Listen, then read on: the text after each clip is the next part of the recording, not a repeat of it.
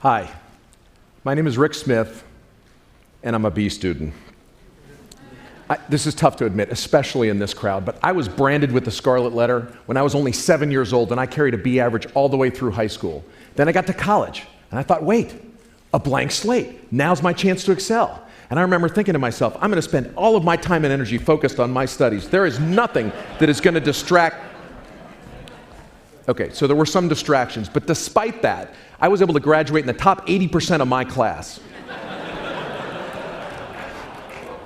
And then I got into the workforce, like millions of other people, the B student, but with A-level aspirations for my life. And I quickly became frustrated with the lack of tools that were available to help everyday people like me find their best path. I knew there had to be a better way. So I jotted some ideas down on a napkin. I took them to one of the leading industrial psychologists in the country, and together we created the primary color assessment. The idea is simple. Everybody's got a primary color, that unique intersection of your greatest strengths and your greatest passions. This is mine. I'm a Purple Heart. Strong intersection of curiosity and leadership. I like to create things, but others are ocean blue or candy apple red. Think about it as a Myers-Briggs, but with one critical difference. There's an X and a Y axis, right? Where you are relative to others actually means something. Where you are relative to your job means something. The direction that you're headed is critical information. So we took this tool, we put it online for free at primarycolorassessment.com and also on Facebook. And within months, we had over 1 million hits, tens of thousands of people's lives changed by this simple tool, able to look at their careers in entirely new ways. I went back and analyzed my own career. I actually started off in an accounting role with strict, predefined rules. My primary color is way over here and says, hey, we make the rules up as we go along. Do you think this was a good fit? Predefined accounting rules, make the rules up as we go along. Do you think this was a good fit? No, you're wrong. I was at Enron.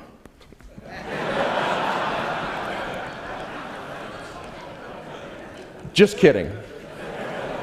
Then I went into a sales role. I was actually pretty good at it, but I just didn't have the passion for it. Then I went into a consulting role that I liked a lot, evidently a lot more than my boss liked me in it. So he let me go. Then I went into executive recruiting, and I could tell I was getting so close to my primary color. And so could my boss, because he let me go too. And then all of a sudden, I found myself in an entrepreneurial role right in my primary color, and everything started to take off. The hours would fly by. I was creating things that had never before existed. I was having fun. And I hit a home run for myself and for my family. I had found my way to my primary color. But I did it in the dark. And it took me 20 years. Well, it turns out I was not alone on this journey. Only 1 in 20 professionals strongly agree that they're in a job that leverages their strengths and their passions every day. 1 in 20 B students with A-level aspirations for their lives. 1 in 20 Abraham Lincolns and Martin Luther Kings that are out there right now punching a time clock. 1 in 20 that are trapped in this dark room, bouncing around without a sense of direction. And so, as I found my way to the door, and I stepped through it, I was overcome with this powerful idea. It's time to turn the light on.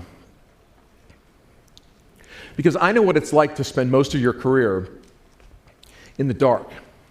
It wasn't very long ago I had been laid off unexpectedly for the second time. I was middle-aged, with 0 income, with a wife and 3 kids that were looking up at me. And I remember one morning I just sat and I stared at the mirror, and I just wanted to give up. But I didn't give up. I kept moving, and I challenge everyone to wake up, look in the mirror, and take control of your future. It is never too late to become what you might have been. It's never too late to become what you might have been. And it's never too early to start. Thank you.